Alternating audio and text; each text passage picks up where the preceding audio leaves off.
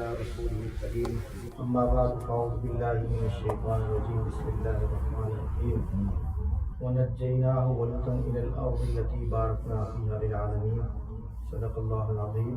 وقال النبي صلى الله عليه وسلم اللهم بارك في شامنا اللهم بارك يمننا اشرح لي صدري ويسر لي أمري واحلل عقدة من لساني يفقهوا قولي رب زدني علما سبحانك لا علم لنا إلا ما علمتنا إنك أنت العليم الحكيم. گزشتہ سے پیوستہ جمعے میں انسان کی حقیقت سے متعلق میں نے گفتگو کی تھی کہ دنیا سے انسان کو چلے جانا انشاءاللہ وہ گفتگو انشاءاللہ کریں گے. آج چونکہ میں سرزمین انبیاء سے آیا ہوں اس کا بھی کچھ ذکر ہونا چاہیے آپ کے سامنے. غالباً پہلے سفر میں آپ حضرات کے سامنے کچھ کارگزاری سنا چکا ہوں. 2017 جولائی کے سفر کے اندر جو پہلا سفر تھا اس کی کارگزاری اور اس کی تفصیل آپ کے سامنے بیان کی جا چکی ہے. یاد ہے جی؟ کافی جمعے میں نے اس پر پڑھا ہے. اس وقت جو درپیش مسئلہ ہے، سب سے پہلا جو مسئلہ ہے ہمارے لیے، جو سب سے اہم اور بنیادی جو کام ہے وہ کیا ہے کہ ہم یہ اللہ کی بارگاہ کے اندر رو رو کر دعا کریں، گریہ زاری کریں، اللہ سے مانگیں کہ اللہ مسجد اقصی کو نمازیوں سے آباد فرما دے، ان کے سجدوں سے آباد فرما دے. یہ سب سے اہم اور بنیادی، مسلمانوں کی سب سے بنیادی اور اہم ضرورت کہ ہم اللہ کے سامنے دعا کریں گے انشاءاللہ. مسجد اقصی، بیت المقدس، خوب اللہ کے سامنے روئے یا اللہ مسلمانوں کے قبضہ قدرت میں، قبضہ تصرف میں اس کو دوبارہ حوالہ فرما دے. مسلمانوں کے قبضہ قدرت میں آ جائے دوبارہ یہ بیت المقدس، مسجد اقصی. مکمل تصرف مسلمان ہی کر سکے. یہ دعا کریں گے انشاءاللہ. مسجد اقصی، بیت المقدس، سرزمین انبیاء، اس کے ساتھ دلچسپی رکھنا، اس کو بیان کرنا، اس کے لیے دعا کرنا، اس کے لیے تگ و دو کرنا، اس سرزمین انبیاء کی طرف، بیت المقدس کی طرف، مسجد اقصی کی طرف سفر کرنا، یہ مسلمانوں کا ایمان اور عقیدہ ہے، مسلمانوں کا بنیادی عقیدہ ہے. یہ سمجھے کہ عقائد کے اندر بنیادی کردار ہے. اگر کوئی مسجد اقصی کے سلسلے میں کوئی گفتگو کرتا ہے، کوئی دعا کرتا ہے، تو حقیقت میں وہ اپنے ایمان کی بات کر رہا ہے، اپنے عقیدے کی بات کر رہا ہے. جیسے میں نے اس کے کہ ایمان کا حصہ ہے، عقیدے کا حصہ ہے مسجد اقصی اور بیت المقدس. آپ کہیں گے کیوں؟ قرآن کریم کے اندر اللہ تعالیٰ نے اس مسجد اقصی کا ذکر کر دیا ہے. اگر کوئی شخص مسجد اقصی کے عقیدے کو اور اس مسجد اقصی کو نہیں مانتا تو وہ مسلمان ہی نہیں ہوگا. قرآن کریم میں اللہ رب العزت نے 15ویں سپارے میں سبحان الذی اسری بعبدہ لیلا من المسجد الحرام الی المسجد الاقصی الذی بارکنا حولہ. ابھی معراج کے دن آ رہے ہیں انشاءاللہ، رجب کا مہینہ، حضور صلی اللہ علیہ وسلم کی معراج کے حوالے سے گفتگو ہوگی، لیکن ہم ابھی چونکہ سفر سے آئے ہیں اس لیے میں آپ کے سامنے اس کا تذکرہ کر رہا ہوں اور یہ آیت آپ کے سامنے پیش. امت اس عقیدے سے غافل ہے جو کہ ایمان کا بہت بڑا حصہ ہے، اس سے غافل ہے. ہم بھی وہاں نہیں گئے تھے تو ہمیں بھی اس چیز کا احساس نہیں تھا، لیکن جب ہم جیسے اب مکہ مدینہ لوگ نہیں جاتے، غفلت کرتے ہیں، حج نہیں کرتے، عمرہ نہیں کرتے، غفلت کرتے ہیں، پیسہ اللہ تعالیٰ نے نہیں ہے لیکن جانا نہیں ہے، بس توفیق نہیں ملتی. کہتے ہیں وقت نہیں ہے ہمارے پاس، کوئی کہتا ہے کیا کرتا ہے کیا کرتا ہے. یہ تو اللہ تعالیٰ کی توفیق کی بات ہے کہ کس کو کس مقام پر جانے کی اللہ رب العزت توفیق عطا فرمائے. لیکن کوشش تو ہماری ذمہ داری ہے، کوشش کرنا ہماری ذمہ داری ہے. جب تک آپ مکہ مکرمہ نہ پہنچیں، اس وہاں کا فیض، وہاں کی رحمتیں، وہاں کی برکتیں آپ کو مشاہدے کے بغیر آپ لاکھ مرتبہ ٹی وی پر لائیو دیکھتے رہیں، اور وہاں سے آنے والا مسافر حاجی، وہ عمرے کا زائر آنے والا لاکھ مرتبہ آپ کے سامنے اس کے فضائل اور ذکر کرتے رہے. ممبر پر خطیب آپ کے سامنے ہزاروں مرتبہ اس کا تذکرہ کرتے رہے، لیکن جب تک آنکھوں سے مشاہدہ نہ کر لے، وہاں اس مقام پر آدمی خود پہنچ نہ جائے، اس وقت تک اس کے فیض اور اس کی برکتوں سے لطف اندوز نہیں ہو سکتا. حضور کے روضہ پاک پر جو حاضری دیتا ہے انسان، اس وقت کی حالت کا آپ اندازہ کریں کہ کمزور سے کمزور مسلمان جو یہاں اس ملک میں رہ کر یا کسی بھی ملک میں رہ کر وہ نماز کی کمزوری کرے گا، باقی معاملات کے اندر کمزوری کرے گا، لیکن حضور کے روضہ پاک کا جو فیض ہے، اس کی جو برکتیں ہیں، وہاں جا کے انسان کے اندر کتنی روحانی طاقت ہو جائے. ہر وقت حاضری حضور کے روضہ پاک کی حاضری اس کا دل بار بار یہ خواہش کرتا ہے، چاہتا ہے کہ میں کسی طریقے سے حضور صلی اللہ علیہ وسلم کے روضے پاک پر حاضر ہو جاؤں، اور پھر آنے کے بعد یہ زندگی میں بار بار یہ تمنا رکھتا ہے کہ مجھے بار بار یہ حاضری نصیب ہو جائے۔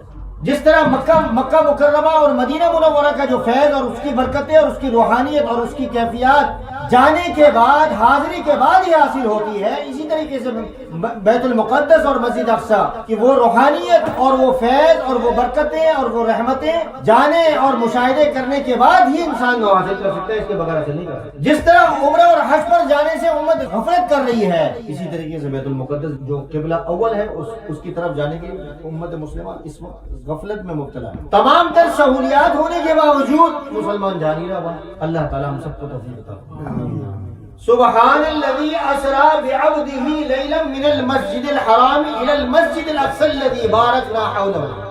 یہ وہ مقام ہے جو بیت المقدس، وہ جگہ ہے سرزمین انبیاء کہ مکہ کا وارث، اس خانہ کعبہ کا وارث محمد رسول اللہ صلی اللہ علیہ وسلم کو اللہ رب العزت نے خاص طور پر مکہ سے مسجد اقصیٰ اور بیت المقدس کا سفر کرایا۔ اللہ کی قدرت تو یہ ہوتی ہے کہ اللہ رب العزت ان تمام کی تمام جتنے بھی اسفار ہیں اور تمام کی تمام جو نبی کریم صلی اللہ علیہ وسلم براق سے تشریف لے کے آئے، یہ جو سفر کا جو پہلا حصہ اللہ رب العزت نے کروایا مکہ سے ایک قبلے سے دوسرے قبلے کی طرف آنا اور جانا جو ہوا، ایک قبلے سے دوسرے قبلے کی طرف، ایک قبلہ مکہ اور دوسرا قبلہ کون سا؟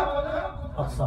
اس زمین کو جو اللہ رب العزت نے رب کے سامنے سجدے کے لیے جو رخ اور جو اللہ کے سامنے پیشانی کو جھکانے کا جو شرف حاصل ہے اس زمین کو، وہ مکہ کو ہے یا مسجد اقصیٰ کو ہے؟ مکہ سے بیت المقدس کی طرف جو اللہ رب العزت لے کر آئے، اگر اللہ تعالیٰ چاہتے تو مکہ سے اللہ رب العزت آسمانوں کی طرف سیر کرا دیتے۔ اس کے پہلو اور بھی ہیں، اس پر انشاءاللہ گفتگو ہوگی۔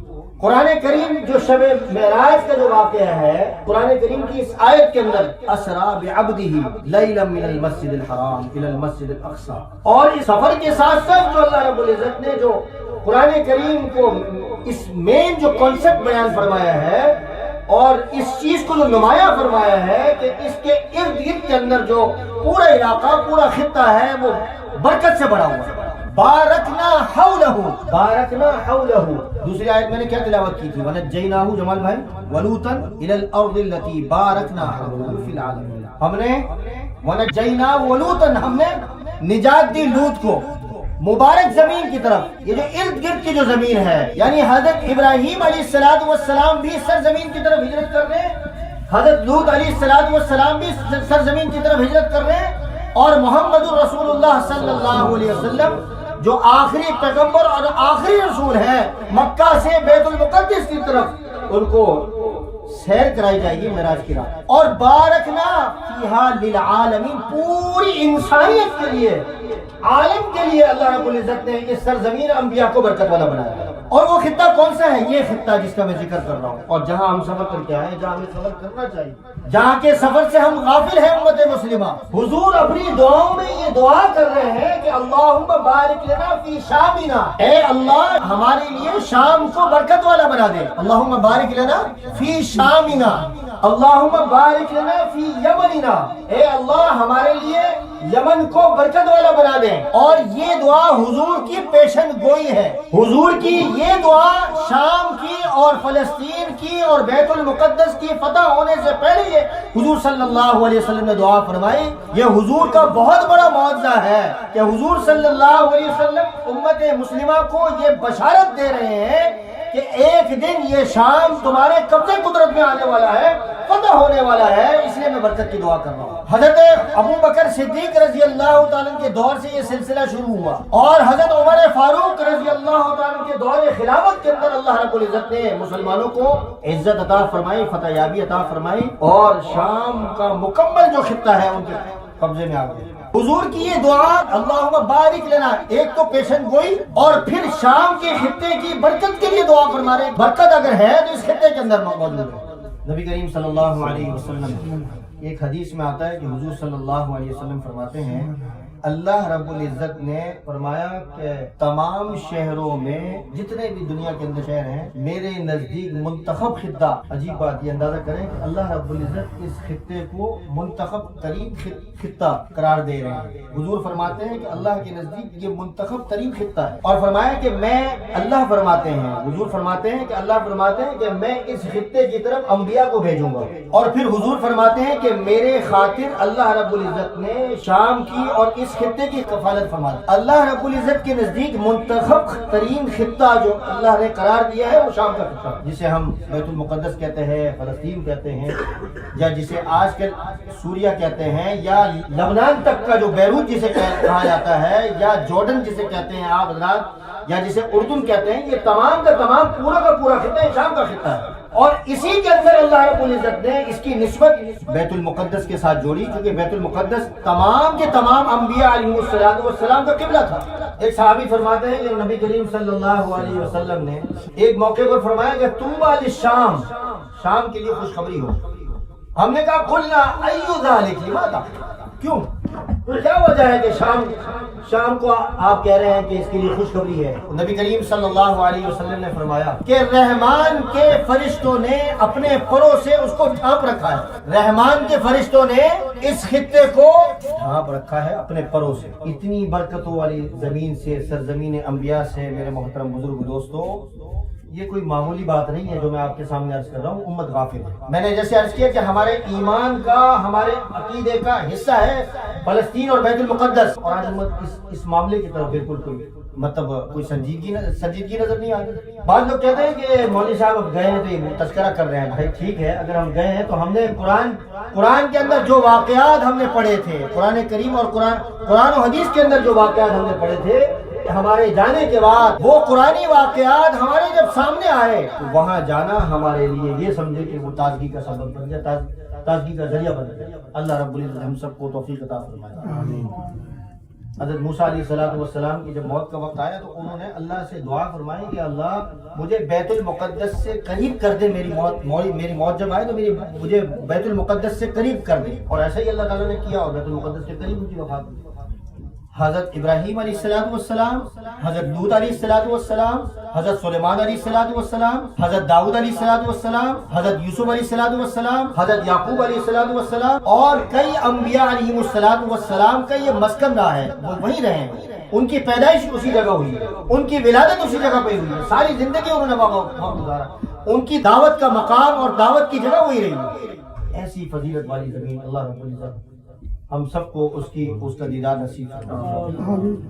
اور کئی انبیاء، نبی کریم صلی اللہ علیہ وسلم کی احادیث اور روایت کے مطابق 70 انبیاء علیہ السلام کی قبریں اور ان کے اجسام اور ان کے قبر وہاں موجود ہیں. آج بھی اگر مسلمان اس طرف چلے جائے، دیکھے جا کے اپنی آنکھوں سے، وہاں اگر پہنچے، صحابہ کرام رضوان اللہ علیہم اجمعین اور انبیاء علیہ السلام کی وہ برکتیں، وہ رحمتیں فضاؤں میں وہ مہک، وہ آپ محسوس کریں گے کہ وہ اس طرح کا مقام. ذرا دماغ سے سوچیں، ذرا چشم تصور سے بات سوچیں کہ 1,24,000 انبیاء علیہ السلام وہاں موجود ہیں کہ جب نبی کریم صلی اللہ علیہ وسلم معراج کے لیے تشریف لائے. 1,24,000 انبیاء. اب وہ کس طریقے سے آئے وہ تو اللہ کی قدرت ہے. اللہ کی قدرت کا کوئی انکار نہیں کر سکتا. اگر کوئی انکار کرے گا تو قرآن کریم کی اسی آیت کہ سبحان الذی، پاک ہے وہ ذات، پہلی آیت یہ شروع کی قدرت کو بیان کرنے کی. اللہ تعالیٰ ہم جیسے کمزور ہیں اس طریقے سے تو کمزور نہیں ہے، ان تمام چیزوں سے مبرہ اور پاک ہے. اللہ کا نظام، اللہ کی قدرت ہے. کس طریقے سے تمام انبیاء علیہ السلام کو اللہ رب العزت نے وہاں جمع فرمایا. سفر کا پہلا حصہ دیکھیں، سبحان قبلے سے قبلے کی طرف. یہ بات ذہن میں رکھیں، قبلے سے قبلے کی طرف، جیسے قبلے سے قبلے کی طرف. یہ جو آپ سرزمین دیکھ رہے ہیں اور یہ جو بیت المقدس دیکھ رہے ہیں، یہ تمام کے تمام انبیاء علیہ السلام جتنے بھی گزرے سب کی یہ عبادت گاہ رہی ہے، ان کا قبلہ رہا ہے، سب کے نزدیک یہ محترم رہی ہے. اور تمام کے تمام مذاہب جو گزرے ہیں، قومیں جو گزری ہیں، سب کے نزدیک یہ جو قبلہ ہے محترم، یہ خطہ جو ہے محترم اور مقدس رہا ہے. لیکن اللہ رب العزت کا ایک نظام اب دیکھیں، کیوں بلایا جا رہا ہے نبی کریم صلی اللہ علیہ وسلم کو؟ کیوں لایا جا رہا ہے؟ سوال یہ ہے، ایک قبلے سے دوسرے قبلے کی طرف کیوں لایا جا رہا ہے؟ سوال بنتا ہے کیوں لایا جا رہا ہے؟ حضرت آدم علیہ السلام سے نبوت کا سلسلہ جاری رہا کہاں تک چلا؟ حضرت موسیٰ علیہ السلام اور پھر اس کے بعد کہاں تک؟ حضرت عیسیٰ علیہ السلام تمام کے تمام انبیاء، تمام کے تمام رسول آتے رہے اور تمام کی تمام کی سیادتیں، قیادتیں، سیاسی اور دینی رہبری تمام کے تمام انبیاء علیہ السلام کرتے رہے اپنی قوموں کی۔ اب یہاں یہ بتانے کا مقصد یہ ہے کہ قبلے سے قبلے کی طرف اور قوموں کے ساتھ کس طریقے سے تبدیل کیا جا رہا ہے، ایک قوم کو دوسری قوم کے ساتھ کیسے تبدیل کیا جا رہا ہے۔ اب یہ بتایا جا رہا ہے کہ اب قبلہ یہ نہیں وہ ہے جس کا واری اور وارث کون ہے؟ محمد رسول اللہ صلی اللہ علیہ وسلم۔ اب اگر کوئی شخص محمد رسول اللہ جس کا واری اور وارث ہو خانہ کعبہ اگر کوئی شخص نہ مانے تو اب پھر وہ مسلمان کیسے ہو سکتے ہیں؟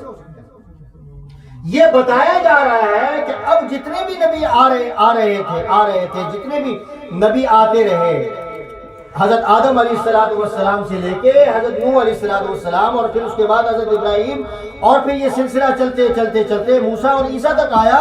یہ ساری کتابیں آتی رہیں، ان کے ذریعے سے تمہیں احکامات ملتے رہے، لیکن تم نے ان کو مانا نہیں، تم نے انکار کیا۔ قرآن کہتا ہے، میں نے تفسیر میں پچھلے جمعہ عرض کیا تھا کہ انہوں نے تبدیل کر دیا، انکار کر دیا اور ان کا تمسخر کیا، ان کا مذاق اڑایا، مانا نہیں۔ اللہ رب العزت اب یہ بتانا چاہ رہے ہیں کہ اب وہ آ رہا ہے، آخری نبی اور آخری پیغمبر آ رہا ہے، اور کہاں آ رہا ہے؟ جہاں تمام کے تمام انبیاء علیہ السلام کی مذاہب کے ماننے والے قومیں اور ان کے امتی موجود ہیں۔ اب وہ سیادت، وہ قیادت اس رات، اس شب معراج کی رات میں جو حضرت آدم سے لے کر کہاں تک چلی تھی؟ عیسیٰ تک اور موسیٰ تک، اس سیادت کا خاتمہ ہے، اور محمد رسول اللہ صلی اللہ علیہ وسلم کی سیادت اور صدارت کا آغاز اور تاج ان کے سر پر رکھنے کا اعلان ہے۔ تمام انبیاء علیہ السلام کی موجودگی میں یہ اللہ رب العزت دنیا کے اندر یہ بتلانا چاہ رہے ہیں کہ اب اگر نبوت کا سلسلہ چلنا ہے قیامت تک کے لیے تو وہ محمد رسول اللہ صلی اللہ علیہ وسلم۔ اتنی برکتیں والی زندگی اللہ رب العزت ہم سب کو اس کے سفر کی توفیق عطا فرمائے، وہاں کی سعادتیں، وہاں کی برکتیں ہم سب کو حاصل فرمائے۔ جو لوگ گئے ہیں اللہ تعالیٰ ان کا جانے کو قبول فرمائے۔ وہاں کے فضائل، وہاں کی برکتیں اور وہاں کی جو فیض ہے وہ تو وہیں، جیسے میں نے عرض کیا کہ وہاں جا کر ہی آپ اندازہ کر سکتے ہیں، لیکن امت کو اس وقت اس قبلے سے جو قبلہ اول رہ چکا ہے اس سے غافل نہیں ہونا چاہیے۔